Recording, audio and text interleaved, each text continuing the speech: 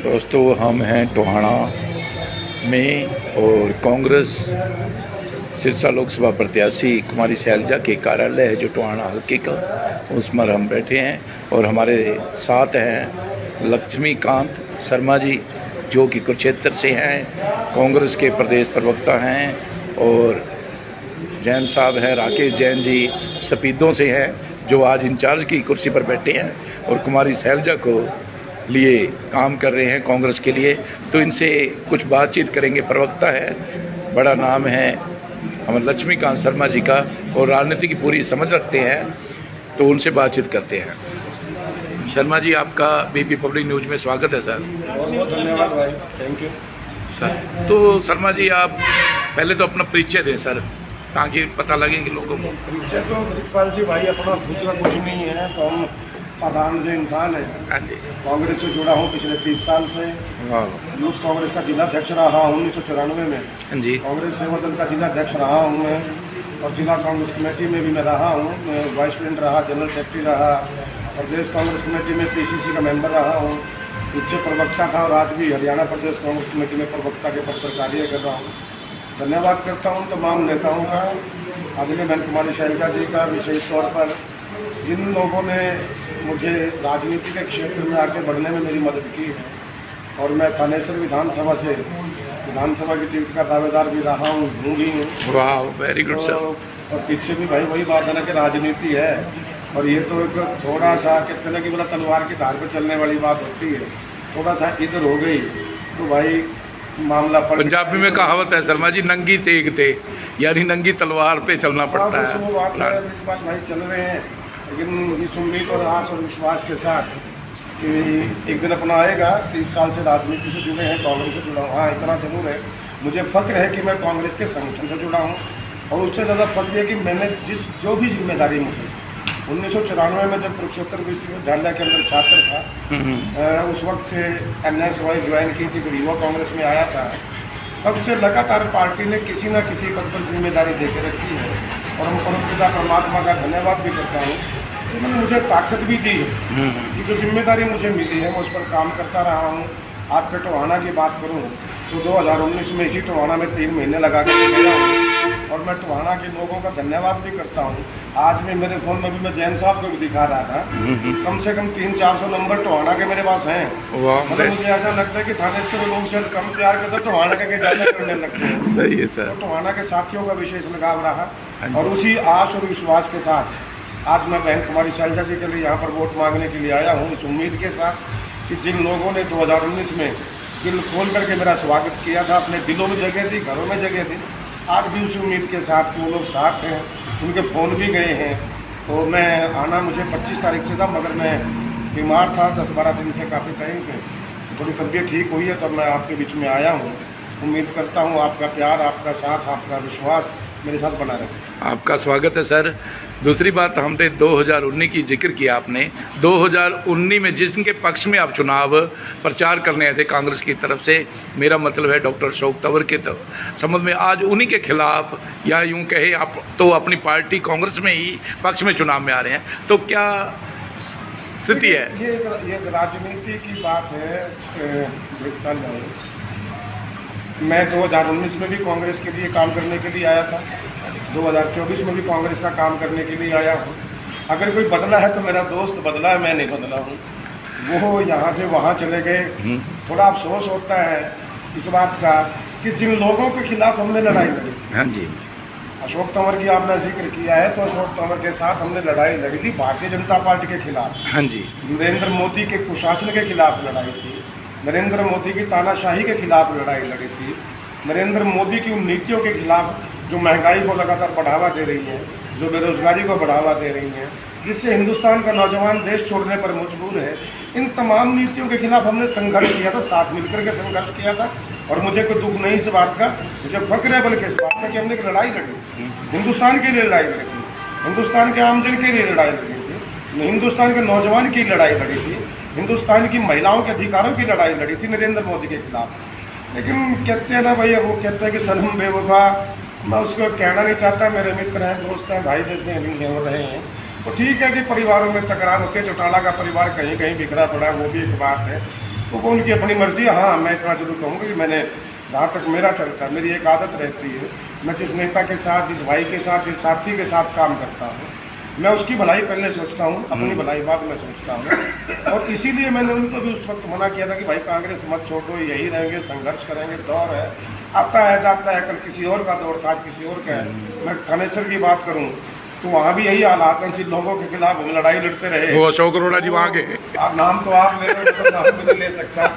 वो साथी है, आज कांग्रेस में है। कांग्रेस में। इसका मतलब ये थोड़ी मैं कांग्रेस छोड़ के चला जाऊँ। अगर मैं कांग्रेस छोड़ के चला जाता तो मैं तो कायर बन गया यार। हम लड़ाई लड़ेंगे, कल भी लड़ाई लड़ रहे थे, आज भी लड़ाई लड़ेंगे।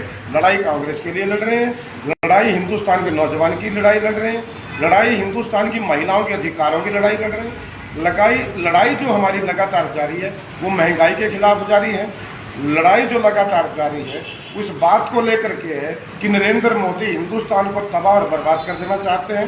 और कांग्रेस पार्टी आदरणीय श्री राहुल गांधी जी के नेतृत्व में, खड़गे जी के नेतृत्व में, हरियाणा में शैलजा जी के नेतृत्व में, भाई रणदीप जी के नेतृत्व में और तमाम नेताओं के नेतृत्व में हम इस लड़ाई को हिंदुस्तान की तबाही और बर्बादी से बचाने की लड़ाई मान करके नरेंद्र मोदी के खिलाफ वो लगातार सत्ता संघर्ष के लिए लड़ाई है। सत्ता का संघर्ष की बात नहीं है, ये देश के वजूद को बचाने की लड़ाई है।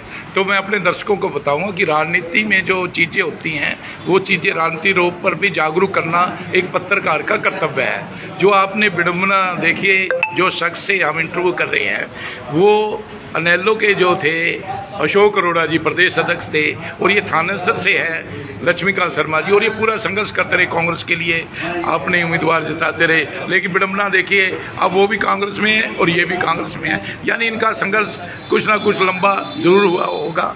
हमारी उम्मीद है, हम आशा करेंगे कि इनका संघर्ष कम हो और ये राजनीतिक तौर पर सफल हों। तो आप बताइए सर, क्या दर्शकों से आप कहना चाहेंगे या वोटरों से सिरसा लोकसभा के क्या कहना चाहेंगे? सिरसा लोकसभा क्षेत्र के वोटर से पूरे हरियाणा की बात कर रहे हैं, सिरसा की बात इसलिए करता कि सिरसा में एक ऐसा नेतृत्व, एक ऐसी शख्सियत चुनाव लड़ रही है। मैं आपको बता दूं, मुंह में आई कहते हैं कि भाई मुंह में आई बात और हाथ में हथियार को बड़ा नहीं देना चाहिए। तो एकदम से मेरे मन में जब आपने सिरसा की बात की है, मैं बहन कुमारी शैलजा जी का भी ऋणी। एक ऐसा दौर आया था मेरे जीवन में भी जब लगातार कुछ ऐसी घटनाएं घटी, जैसे आपने जिनका जिक्र किया, तो दोस्त थे वो भी थोड़ा सा पीछे हट गए कि भाई कहीं और की लाइन बना ली, हम कांग्रेस में थोड़ा सा। बहन जी उस वक्त प्रदेश अध्यक्ष थी, तो वो लगातार मुझे लगता है कहीं ना कहीं वही चीज़ वो कर रही जो मैं चाहता हूँ। वो हिंदुस्तान की लड़ाई लड़ रही थी, हरियाणा के हितों की लड़ाई लड़ रही थी, उनसे मिला, बातचीत थी, सब कुछ हुआ। लेकिन पार्टी नेतृत्व में जान पहचान पहले से थी, लेकिन जब वो काम कर रहे थे, फिर एक ऐसा दौर आया जब अच्छे भले काम करते इंसान को पार्टी के प्रदेश अध्यक्ष पद से हटा दिए। मुझे पता नहीं किसके मन में क्या गई, लेकिन मेरे मन में थोड़ी मायूसी आई। मैंने बहन जी से बात की कि मैं बहन जी तो अच्छा नहीं है कि आप इतनी मेहनत से काम कर रहे हो, जो आदमी काम करता है उसको ये लोग हटा देते हैं। तो मैं मतलब बहन जी की किन शब्दों में प्रशंसा करूँ, उन्होंने मतलब अपनी बात की और साथ में जो मेरे लिए मेरा जो ऊर्जा उन्होंने कहा कि लक्ष्मीकांत बोला हमारा काम कांग्रेस के लिए काम करने की बात है, हमारा जो सारा ध्यान है वो देश के हितों पर होना चाहिए, खुद के हितों पर। हम साधारण वर्कर के तौर पे काम करें, हम नेता के तौर पे काम करें, हम किसी भी फील्ड में काम करें, हमें कांग्रेस के लिए और देश के लिए काम करना है और मायूस होने की जरूरत नहीं है। तो वहाँ से मुझे एक ऊर्जा मिलती है बहन जी को देख करके। आज मैं कह सकता हूँ कि सिरसा के लोगों का ये सौभाग्य है, एक ऐसी शख्सियत आपके बीच में चुनाव लड़ने के लिए आई है जो आज हरियाणा का नेतृत्व कर रही है। और भविष्य में मैं कह सकता हूँ, देखिए ऑफिशियल तौर पे मैं प्रवक्ता हूँ भाई, मेरी ऑफिशियल बात का तो अर्थ कुछ और निकल जाता है, लेकिन मैं ये कहता हूँ इस चुनाव के बाद आदरणीय बहन कुमारी शैलजा जी बहुत बड़े मार्जिन से सिरसा लोकसभा से जीत करके जाने वाली हैं और इसके बाद हरियाणा का नेतृत्व वो करेंगी, ये मेरा दावा है। वो सुरक्षित है, ये सिरसा के लोगों की खुशकिस्मती है।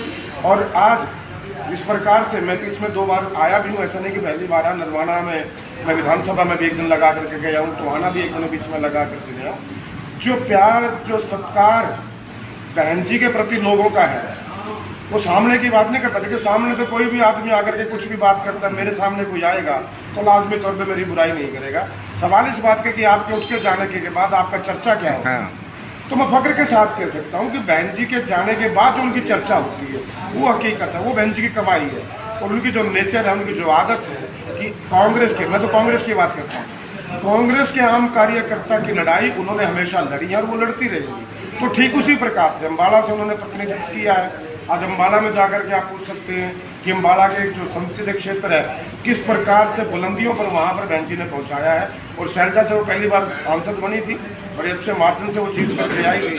उनके पिताजी यहाँ से सांसद रहे हैं और वो पुनः फिर सांसद बनने जा रही हैं, इसमें कोई दो राय नहीं है। और सिरसा के अंदर एक नई कायाकल्प की सिरसा के होने वाली है, बिल्कुल निश्चित तौर पर। हम बहन जी के स्वभाव को देखकर कह सकते हैं।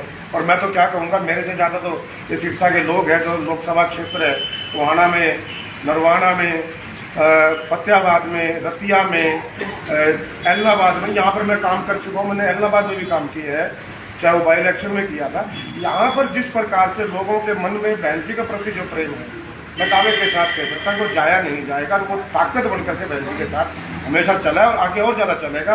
और बहन जी एक बड़े मार्जिन से जीतेंगी। और ये सिरसा की जो लहर है, जिसे परिवर्तन की लहर हम कह सकते हैं, सिरसा में जो बदलाव आया उससे हरियाणा में बदलाव आएगा। और हरियाणा क्योंकि हरि की भूमि है, भगवान की तपो भूमि है, और जो हरियाणा से संदेश जाएगा ना, तो मैं दावे के साथ कह सकता हूँ नरेंद्र मोदी 2024 में 4 जून के बाद, एक वो ऐड आया करती थी पहले, बोला दाग धब्बे ढूंढते रह जाओगे। तो ये दाग और धब्बे हैं भारतीय जनता पार्टी के, जिनको हिंदुस्तान की जनता 4 जून के बाद ढूंढती रह जाएगी। Thank you ji.